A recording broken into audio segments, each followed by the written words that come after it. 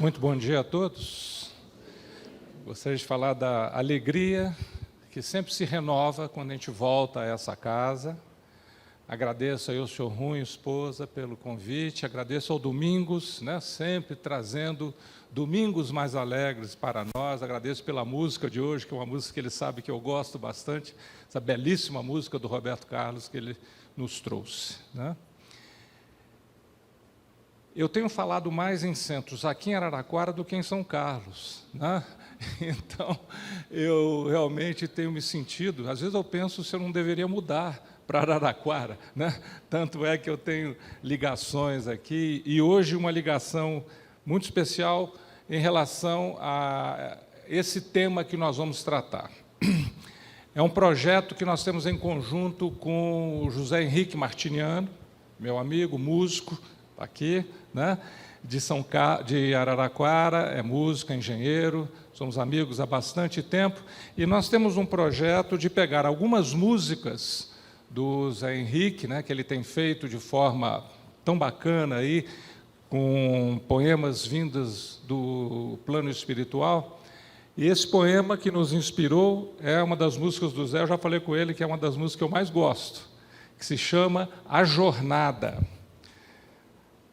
No meio da palestra, nós vamos fazer uma pequena interrupção e eu vou projetar o vídeo que o Zé gentilmente nos cedeu, para que a gente possa, então, acompanhar o belíssimo poema do Adelino Fontoura, ornamentado por uma música tão ou mais bonita quanto a própria poesia. Então, agradeço ao Zé que está aqui, a Márcia, sua esposa, para que a gente possa, então, desenvolver esse tema. Temos desenvolvido alguns temas, com o passar do tempo, a cada 3 meses, mais ou menos, eu tenho feito uma nova palestra, sempre baseada no trabalho do Zé Henrique. O que nós vamos falar hoje baseia-se em algumas fontes. Pegamos algumas informações da Enciclopédia Livre da internet, Livro dos Espíritos, Evangelho segundo o Espiritismo e Gênesis, de Allan Kardec, Emmanuel, no Consolador, psicografado pelo Chico, o Novo Testamento, que, claro, é sempre a base fundamental e sólida para todos nós, e o livro, não sei se vocês conhecem, um livro maravilhoso, feito por uma companheira nossa lá de Campinas, a Hebe Lague de Souza, Darwin e Kardec, um diálogo possível, fazendo uma reflexão aí sobre a evolução, sobre a evolução do ponto de vista daquilo que Darwin nos trouxe, e também o ponto de vista que os espíritos trouxeram através de Kardec, numa visão ampla, numa visão cósmica universal. Então, é sobre isso que a gente vai, então, falar hoje. Nós sabemos que a lei é de progresso, e que a ela nós estamos submetidos. Isso é algo extremamente agradável de nós sabermos, porque sabemos que sempre tudo vai ficar melhor. Nós olhamos às vezes panoramas do mundo, enxergamos muitas pessoas com desesperança, mas nós temos motivos plenos para alimentar com base a nossa esperança, porque nós sabemos que tudo sempre ficará melhor. Essa é uma determinação do Pai. E não é só aqui na Terra, em todo o universo, ou em todos os multiversos, é uma lei que garante que tudo evolui, tudo melhora. Jesus nos falou isso no Sermão da Montanha. Sede vós, pois, perfeitos, como é perfeito o vosso Pai que está nos céus. Jesus aponta a perfeição absoluta. Obviamente, nós não chegaremos à perfeição absoluta, não podemos nos igualar ao Pai, mas podemos chegar à perfeição relativa do ser humano, como Jesus chegou, transformando-nos um dia em arcanjos. E nessa situação teremos uma intimidade, uma ligação profunda, como nos diz André Luiz, indescritível com o Pai. Então, nós vamos basear aqui ideias que vieram do grande cientista, Charles Darwin, inglês, e os trabalhos trazidos por Allan Kardec na sua incomensurável obra. Charles Darwin viveu de 1809 a 1882. Ele era um naturalista, geólogo, biólogo, ele era britânico, né, nasceu no Reino Unido, e era um fulano muito estudioso. E ele teve uma característica muito especial. Ele teve a oportunidade, de 1831 a 1836, viajar, portanto, durante 5 anos no navio Beagle da Marinha Britânica. O pai dele era amigo do capitão, pediu e o capitão cedeu. Então, Charles Darwin, ainda novo, veja, nasceu em 1809, nós estamos falando 1831. Ele era um jovem cientista, quando então ele teve a oportunidade de fazer essa viagem mundo afora. Vejam aqui, está em vermelho o trajeto que ele seguiu. Então, foi um trajeto enorme. O Reino Unido, nessa época, era uma potência mundial. Então, ele teve a oportunidade de visitar os mais variados pontos aí do planeta, e, nas observações que ele fez, ele chegou a uma conclusão que ele publicou em 1859, o livro A Origem das Espécies. Na verdade, as ideias dele já estavam consolidadas, mas ele temia um pouco a reação do movimento religioso tradicional. Por quê? Porque ele ia mostrar que, na verdade, os nossos corpos são produto da evolução dos corpos que nasceram lá dos seres unicelulares, passaram por toda a linha, do desenvolvimento aqui no planeta, e fomos recentemente macacos. Então, isso, na verdade, na cabeça do jovem cientista, ele achou que isso poderia afrontar o pensamento religioso tradicional. Até que amigos dele chegaram para ele e falaram: olha, Darwin, acho melhor você publicar, porque outros cientistas já estão chegando a conclusões parecidas. Você vai perder o pioneirismo da ideia. E isso, no mundo científico, é algo extremamente valorizado. Eu sei, eu fiz minha carreira toda aqui na USP, trabalhando como pesquisador, eu sei o quanto que isso é valorizado. Você ter a primazia de ter lançado uma ideia, aquela ideia ter trazido uma sequência muito importante. No caso do Charles Darwin, ele mudou completamente o panorama de como é que se entende a vida orgânica no nosso planeta. Então, ele descobriu a teoria evolutiva das espécies, com base nas muito precisas observações que ele fez durante esses 5 anos viajando no navio inglês. Guardem essa data. Olha, publicou em 1859 o livro Origem das Espécies. Kardec foi praticamente contemporâneo de Charles Darwin. Kardec, ele encarnou em 1804, desencarnou em 1869, nós sabemos, ele foi o grande, o enorme codificador da doutrina espírita. O Livro dos Espíritos foi publicado em 1857. Se nós observarmos a data, nós estamos falando de 2 anos antes do livro de Charles Darwin. Então, vejam como, dentro do nosso humilde julgamento, havia todo um planejamento espiritual muito bem feito para que ideias novas chegassem para a humanidade. Ideias absolutamente reformuladoras do pensamento do nosso mundo. Esse trabalho, todo esse movimento está em construção, nós estamos falando em 160 e poucos anos, é uma doutrina ainda muito jovem, que ainda trará enormes modificações no pensamento humano, entre nós, encarnados, e um outro contingente bem maior de desencarnados no entorno do nosso planeta. Agora, em paralelo, Charles Darwin também certamente foi inspirado pelo plano espiritual, para que ele pudesse, então, construir a sua teoria, que é uma teoria que ele revela, mas, na verdade, ele revela o como as coisas acontecem, o porquê, sem dúvida, está no pensamento soberano do Pai. Então, notem que é algo conectado, sob o ponto de vista temporal. Então, isso está sincronizado. O que vem em termos humanos, dentro da ciência, a ciência tradicional, que cogita coisas unicamente a respeito da matéria, e aquilo que vem do plano espiritual, aquilo que os instrutores espirituais trazem para modificar totalmente o nosso pensamento em relação à vida.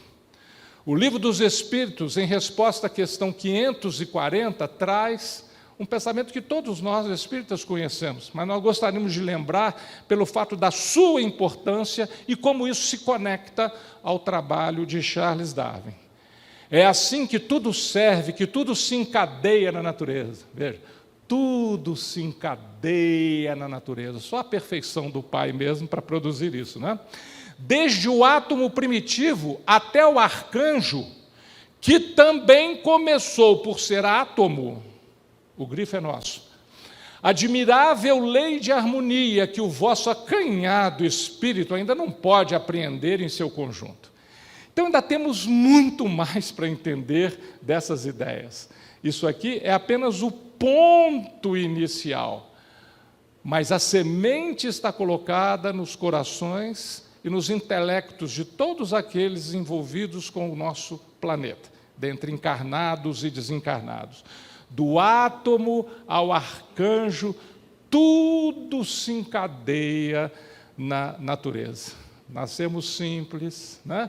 Fomos nos desenvolvendo, passamos lá pelos átomos primitivos, pelo reino mineral, vegetal, animal, chegamos à condição de seres humanos com pensamento contínuo e com a possibilidade, inclusive, de entendermos que nós somos seres perfectíveis, que estamos crescendo e que estamos sendo sempre atraídos amorosamente pelo Pai, que nos conduzirá até a perfeição possível a que o ser humano pode atingir. Ah, mas se eu pensar qual é a perfeição possível, em quem eu devo pensar? Sem dúvida, Jesus.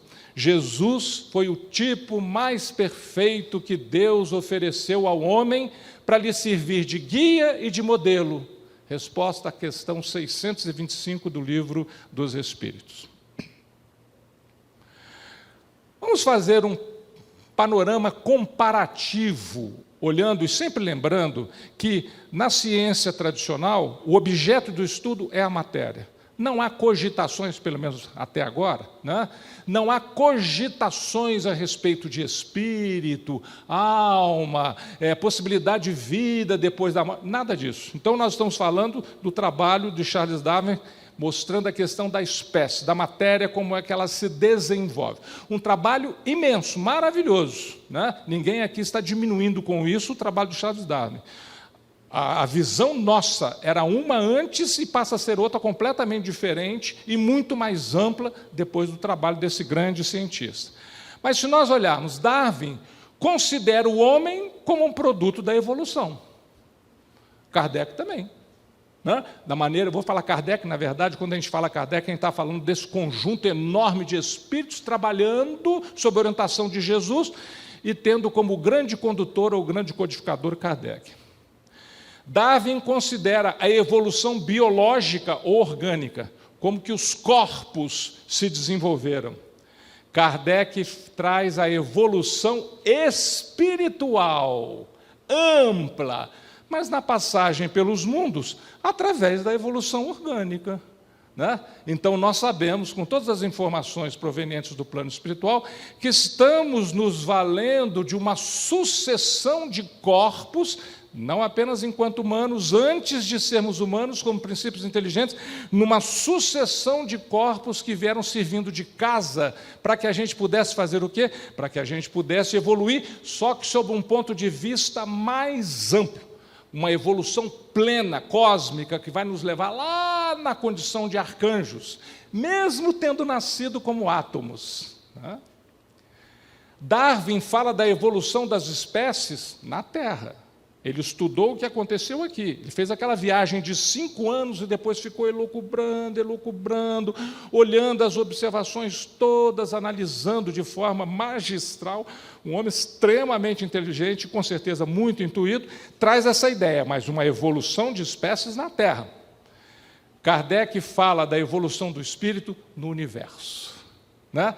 O que ele está trazendo, o que os espíritos ensinam, não é algo que vale só para a Terra, vale para Marte, vale para Vênus, vale para todos os planetas e todos os orbes que estão aí espalhados pelo universo. Darwin fala de um mecanismo biológico, daqui a pouquinho a gente vai lembrar brevemente, que é a chamada seleção natural, onde os mais fortes e mais adaptados sobrevivem e os outros simplesmente não conseguem mais continuar. Kardec fala de um mecanismo espiritual. Que mecanismo é esse? É um mecanismo baseado, segundo o resumo que nos pareceu adequado, baseado em reencarnação e lei de causa e efeito. Né? Então, se nós pensarmos na possibilidade de passarmos por vários corpos e encadearmos tudo isso através da lei de causa e efeito, esse nos parece ser o resumo, né, do mecanismo que faz com que a gente possa finalmente construir toda a nossa jornada, né, todo o nosso caminhar. O que é a seleção natural de Darwin? Já de antemão explico, eu não sou biólogo, não conheço praticamente nada disso aí, eu sou engenheiro, tá certo? Civil, então, mas assim, eu vou tentar buscar algumas coisas que a gente conseguiu um pouquinho da biologia para ver se a gente consegue entender, pelo menos, uma ideia geral do que seria essa seleção natural. É um mecanismo biológico que faz o quê? Favorece as variações mais vantajosas dos organismos e elimina as que não são adequadas. As espécies vão sofrendo mutações. Aquelas que são mais adequadas permanecem, conseguem tirar mais proveito do seu ambiente. As que são menos adequadas simplesmente somem. Ou seja, esse é um processo de seleção natural que Darwin descobriu. Quem estabeleceu isso? No nosso planeta, Jesus. Amando de quem? De Deus, certamente. Né? Então, foi o mecanismo estabelecido para o nosso planeta, possivelmente vale para outros planetas, não temos essa informação, né? Mas foi o mecanismo estabelecido para que as espécies pudessem evoluir, né? Darwin não cogitou nada a respeito de existência, atuação do espírito, não era o objetivo do trabalho dele. Não sabemos se ele era um homem religioso ou não, eu particularmente não fui atrás dessa informação, pode ser até que fosse, né? Uma vez que ele ficou um pouco cabreiro com a reação que poderia vir do ambiente religioso, né? Mas a cogitação dele foi a respeito de como as formas físicas evoluem. Os organismos competem pelos recursos existentes, os mais aptos sobrevivem. Achei essa figurinha aqui que me pareceu bem adequada. As girafas comem as folhas das árvores. A girafa que é mais alta, ou que é mais, me desculpa a expressão, pescoçuda, tá certo? A girafa que tem pescoço maior, ela consegue buscar as folhas. A pequenininha não vai. A que se alimentou continua firme. A outra simplesmente não tem chances naturais de continuar. Então, a girafa, ela vai e cada vez desenvolver mais o seu potencial de crescimento desta região do pescoço, para que ela possa se alimentar adequadamente, né? Então, isto aqui me pareceu bastante ilustrativo para mim, que sou leigo, né, de qual seria a ideia da seleção natural. Kardec, no Evangelho segundo o Espiritismo, lá no capítulo 1, bem no iniciozinho, quando ele está apresentando o Evangelho, né, ele está mostrando os aspectos religiosos da doutrina espírita, ele nos ensina uma coisa muito importante, que a ciência e a religião são as duas alavancas da inteligência humana. E é claro que isso se constrói tanto numa como noutra, e também nas suas conexões, através da filosofia, né? Uma revela as leis do mundo material, a ciência. Foi, por exemplo, no caso o que Darwin fez. E a outra, as do mundo moral, aquilo que os Espíritos nos trouxeram, mostrando como é que nós devemos agir para nós podermos avançar o mais rapidamente possível, com mais proveito, né? De forma mais eficiente. E isto é o que nós recebemos do plano espiritual. Tendo, no entanto, essas leis o mesmo princípio que é Deus, que é claro, Deus é a inteligência suprema, nos ensina os Espíritos. Então, todas essas ideias são ideias de quem? Do Pai. Como tem o mesmo princípio que é Deus, elas não podem contradizer-se. Deus não pode pretender a destruição da sua própria obra. Então, é claro que a partir do instante que nós entendemos a evolução das espécies e nós observamos a colocação dos espíritos, do átomo até o arcanjo, essas duas coisas são harmônicas, estão conectadas, uma não tem nada, absolutamente nada contrária à outra. São ideias que nós, seres humanos, estamos recebendo e que, sem dúvida, vieram de onde? Do intelecto, do coração, nós nem sabemos como dizer, vieram da fonte maior, que é o Pai Celestial. Na visão espírita, o que somos, cada um de nós? Cada ser é um corpo orgânico, sem dúvida, mas que depende do espírito para o desenvolvimento físico e mental no exercício de suas funções vitais. Tanto é que quando o espírito deixa em definitivo o corpo morre. Então, o corpo depende da atividade do espírito para que ele possa se vitalizar. Mais do que isso, no próprio livro dos Espíritos diz que o espírito intelectualiza a matéria. Então, a atuação do espírito é fundamental para que os corpos tenham chance, tenham condição de progredir. A teoria da evolução, num aspecto bem amplo, ganha muito com o conceito do princípio inteligente. Não observarmos da seguinte forma: da mesma maneira que as formas evoluem, existe um princípio inteligente que também evolui em paralelo. Aliás, se valendo dos corpos que estão em permanente evolução. A forma depende da forma, deriva da forma como consequência natural do processo de seleção natural. Agora, no caso do princípio inteligente, o princípio inteligente também vai evoluindo do átomo até o arcanjo, ganhando complexidade, amadurecendo. Chegamos, depois de muitos milhões e milhões de anos, chegamos à condição de seres humanos. Quantos milhões de anos ainda nos faltam até que possamos chegar à condição de arcanjos? Não importa, um dia nós chegaremos. Tá certo? O maior dos fascíneros, o bandido mais violento que a gente pudesse dar como exemplo, um dia será arcanjo. Todos nós seremos, o que é altamente alvissareiro para todos nós. Sabemos que um dia chegaremos lá. Imaginem você estar numa integração profunda com o Criador, que é fonte de amor, misericórdia, saúde, equilíbrio e tudo mais. Deve ser uma coisa maravilhosa. Aqui nós estamos destinados, chegaremos lá.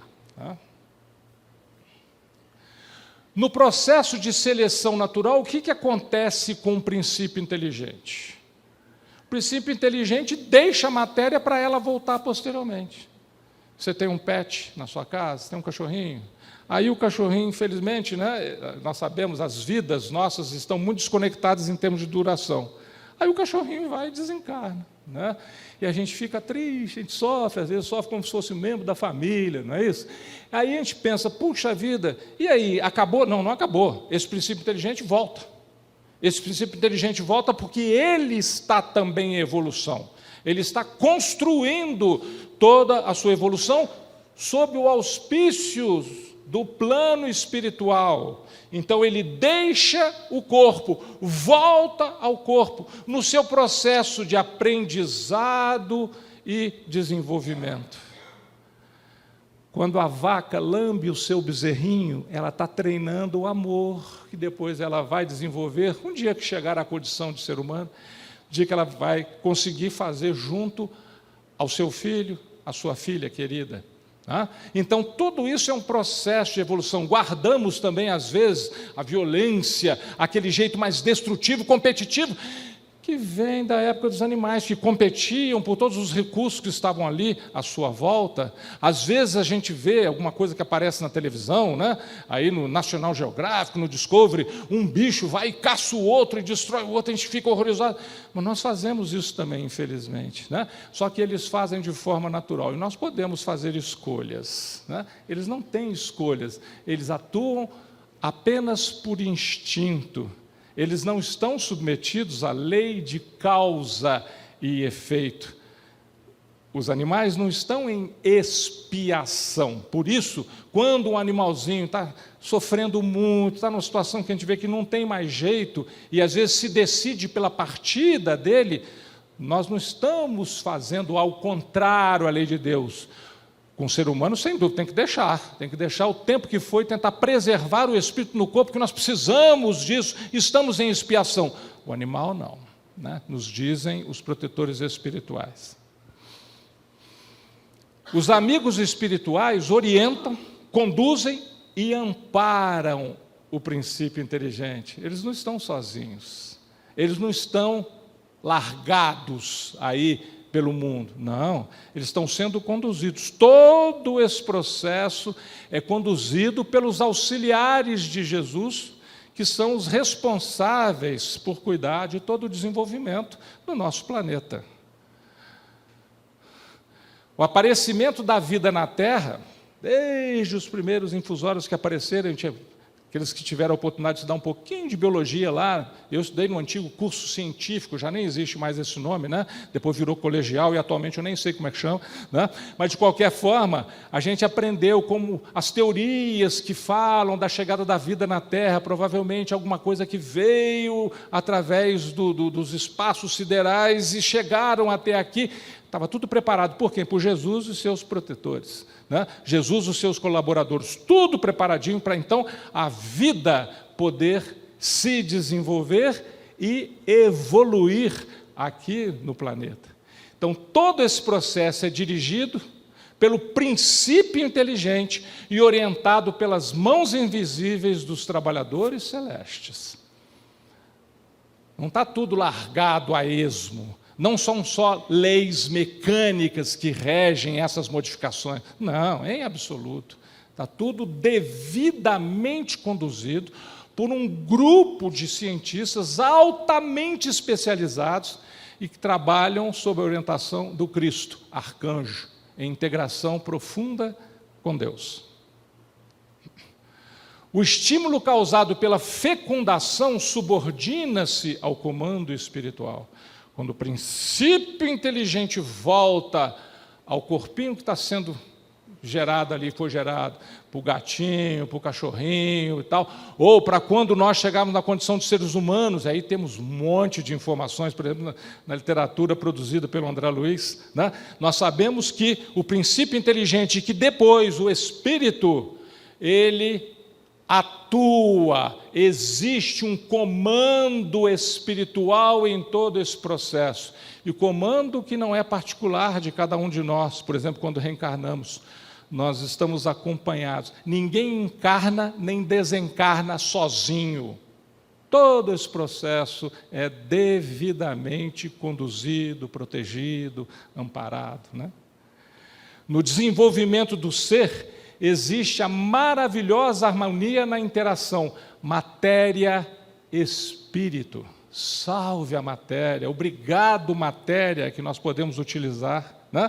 E voltar a ela em sucessivas encarnações para que o nosso desenvolvimento se faça na condição do princípio inteligente, desenvolvendo as intuições até que possamos chegar à condição de seres humanos com a capacidade de optar entre o que é bom e o que não é.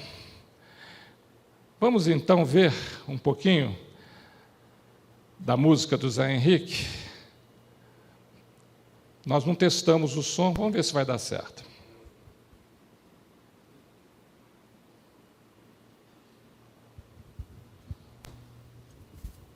Plínio Oliveira e André de Souza cantam belíssimamente essa música.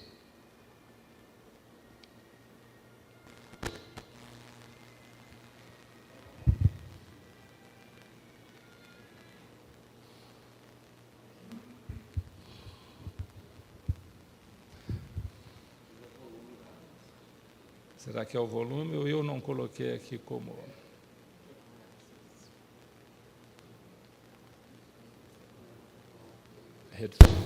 Agora vai, né?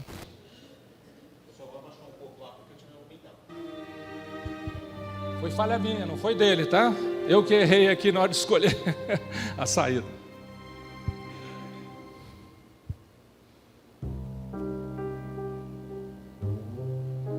Eu vou tirar o microfone de perto, porque senão eu fico com vontade de cantar.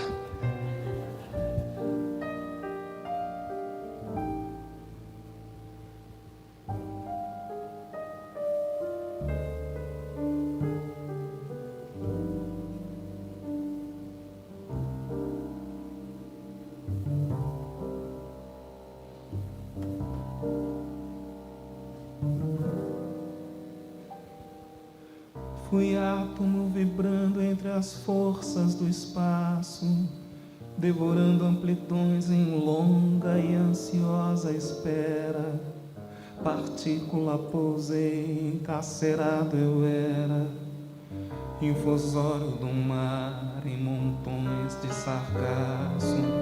Por séculos fui planta em movimento escasso, sofri no inverno rude e amei na primavera. Depois fui animal e no instinto da fera achei a inteligência e avancei passo a passo. Guardei por muito tempo a expressão dos gorilas, pondo mais fé nas mãos e mais luz nas pupilas, a lutar e chorar para então compreendê-las.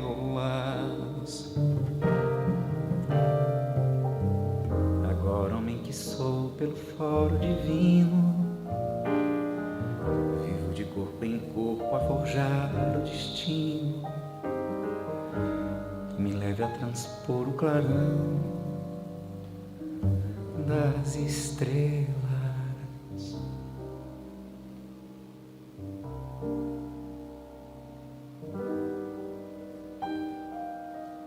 Fui átomo vibrando entre as forças do espaço, devorando amplidões em longa e ansiosa espera. Partícula pousei, encarcerado eu era, infusório do mar em montões de sargaço. Por séculos fui planta em movimento escasso, sofri no inverno rude e amei na primavera. Depois fui animal e no instinto da fera achei a inteligência e avancei passo a passo. Guardei por muito tempo a expressão dos gorilas, pondo mais fé nas mãos e mais luz nas pupilas, a lutar e chorar para então compreendê-las.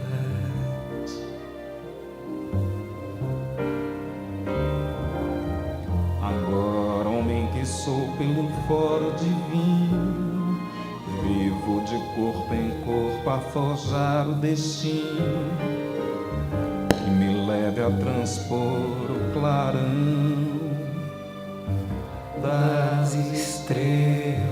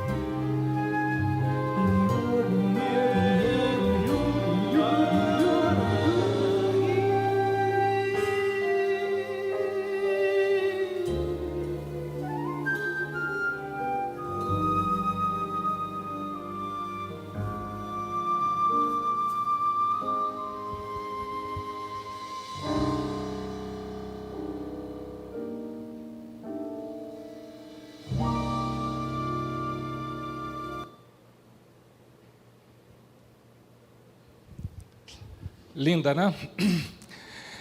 E a gente nota a beleza do poeta, né? O Adelino Fontoura. Aliás, essa semana eu estava ouvindo um podcast do Haroldo Dutra Dias sobre Cartas de Paulo, e de repente ele falando do desenvolvimento e tal, ele pega e recita a jornada do Adelino Fontoura, né? Então, essa poesia traduz de forma muito sintética, com muita beleza, né, esse desenvolvimento a que nós estamos submetidos. E, claro, revestida aí pela beleza da música. Obrigado, Zé. Né, além de tudo, ceder o vídeo e os sons, tudo, para que a gente pudesse, então, projetar aqui. Para a gente, então, ir para essa fase final aqui das reflexões.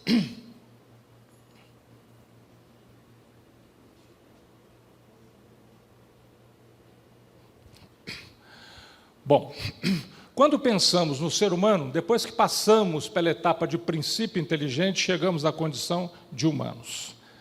O ser humano, na visão da ciência tradicional, o que ele é? Ele é um animal racional, tem capacidade de raciocínio, moral, faz as suas escolhas, social, vive em grupos, né? E capaz de usar uma linguagem simbólica, né? O fato de termos a linguagem, toda essa simbologia e tal, o que, aliás, nos permite, por exemplo, de repente, ter um poema tão maravilhoso como esse que acabamos de ver. Na visão espírita, a questão é um pouco mais ampla, né?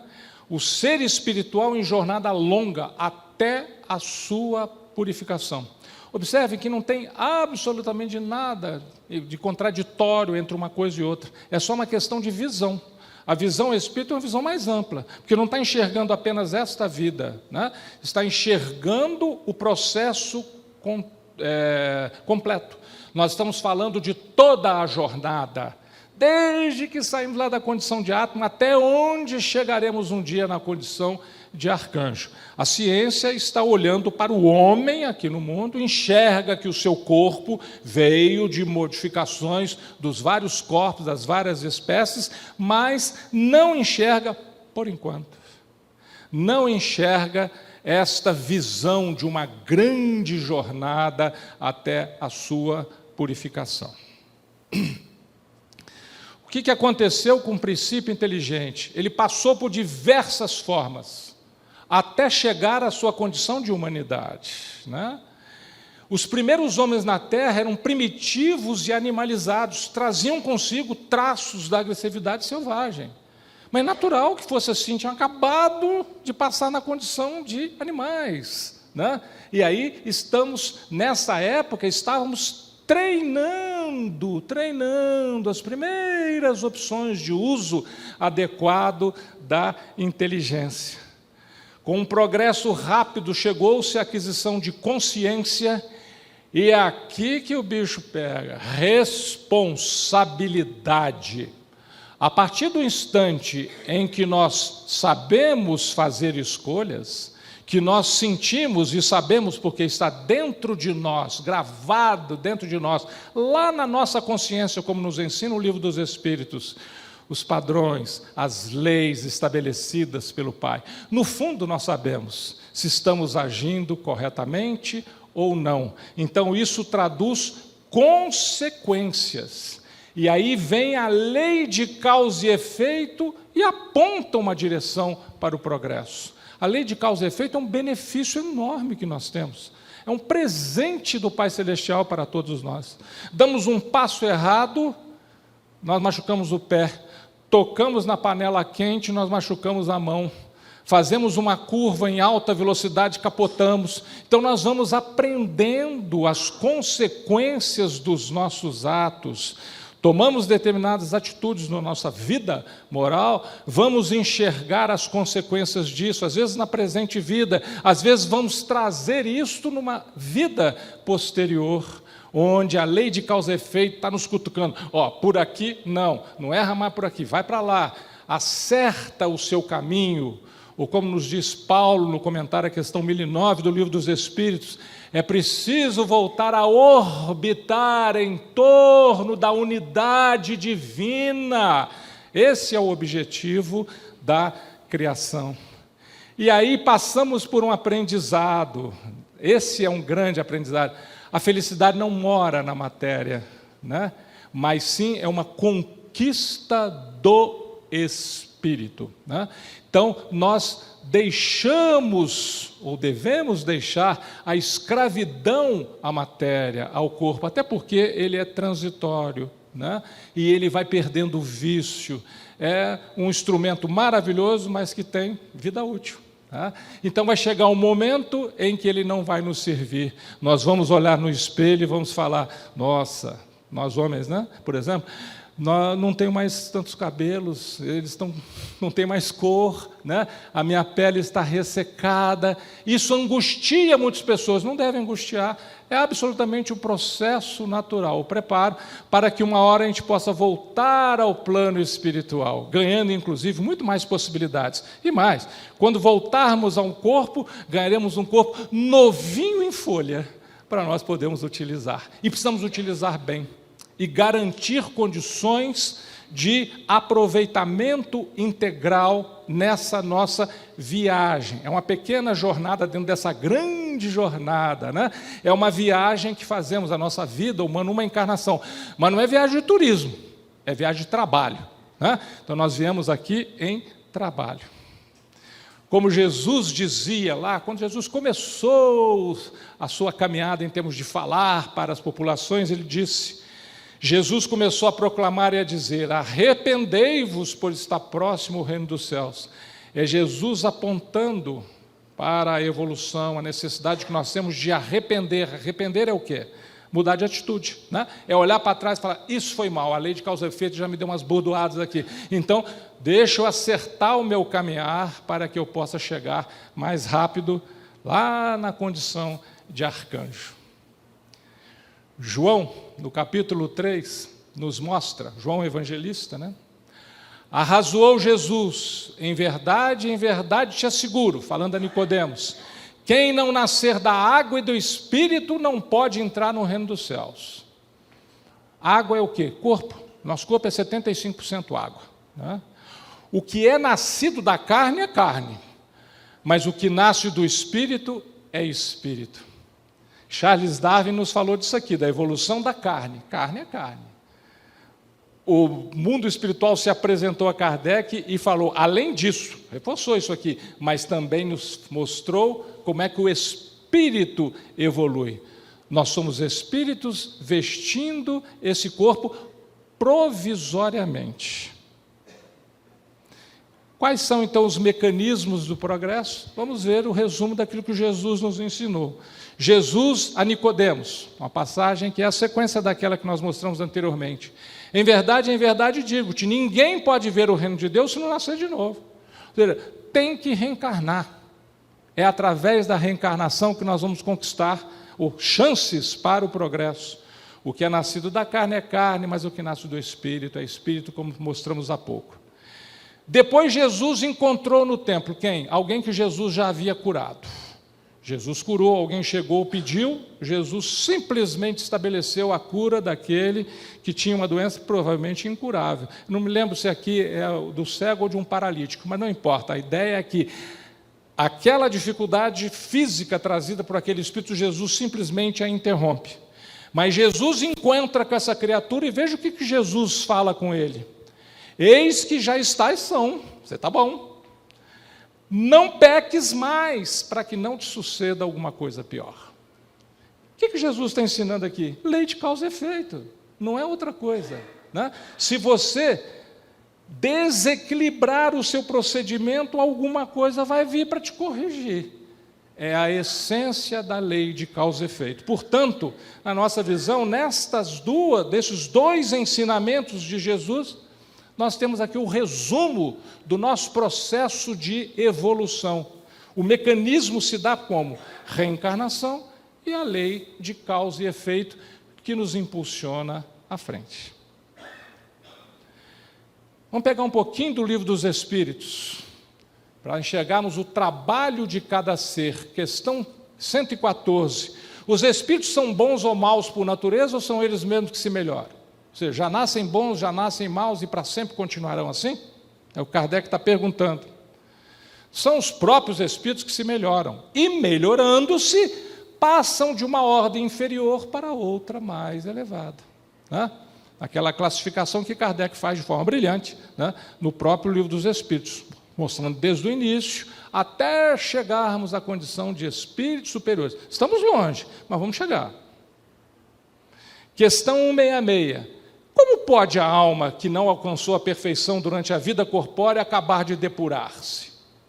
Como é que a gente faz esse processo? Sofrendo a prova de uma nova existência. Foi o que Jesus falou com Nicodemos. É preciso nascer de novo. Questão 167. Qual o fim objetivado com a reencarnação? Para que a gente reencarna? Expiação, ou seja, pagamento de dívida, consequências das nossas causas desequilibradas, melhoramento progressivo da humanidade. Sem isso, onde estaria a justiça? Realmente, se nós transformarmos a nossa visão cósmica em alguma coisa que se resuma a uma única existência, como é que nós vamos entender a justiça divina? Me lembro isso, eu menino, isso me incomodava demais. Até que um tio meu muito querido, logo depois que minha avó desencarnou, minha mãe ficou muito desequilibrada com isso, muito sentida. Esse tio meu deu para minha mãe um exemplar do Evangelho segundo o Espiritismo e a assinatura do Reformador. Eu tinha 9, 10 anos. Comecei a ler o Evangelho segundo o Espiritismo e falei, nossa, é isso. Aí eu comecei a perceber a justiça, como é que ela se opera na visão ainda de um menino pré-adolescente. Eu comecei a sentir que tudo tinha um significado, que realmente Deus é amor, Deus é misericórdia, Deus é justo, eu não estou sofrendo mais nada além daquilo que eu mesmo produzi no meu caminhar, e que a partir do instante em que eu me curar, eu não preciso mais do remédio, então a dor some. Né? Então a questão do adormecimento da dor depende de cada um de nós. Né? Sublime misericórdia do Pai.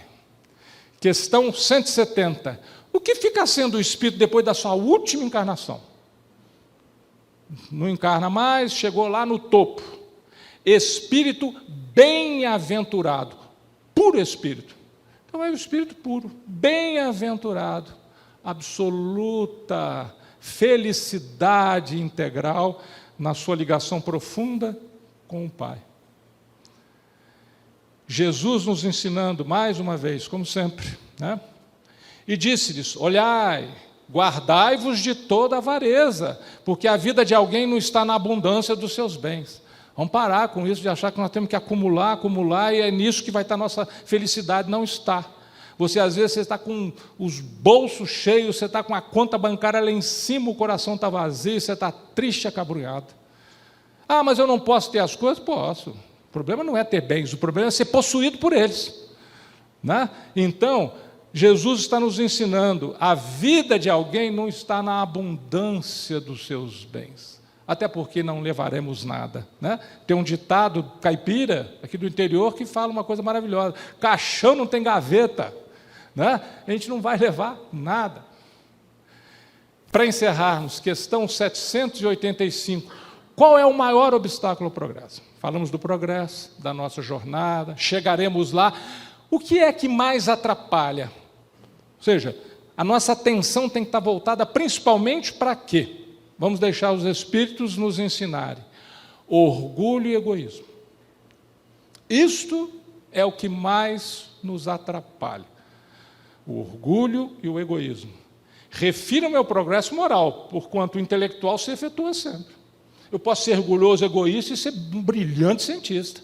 Posso ter um desenvolvimento intelectual maravilhoso, produzir livros, vender para caramba. Mas não é disso que se trata. Nós estamos falando do progresso moral, aquele que traz recursos definitivos para o espírito. À primeira vista, parece mesmo que o progresso intelectual reduplica a atividade daqueles vícios. É verdade.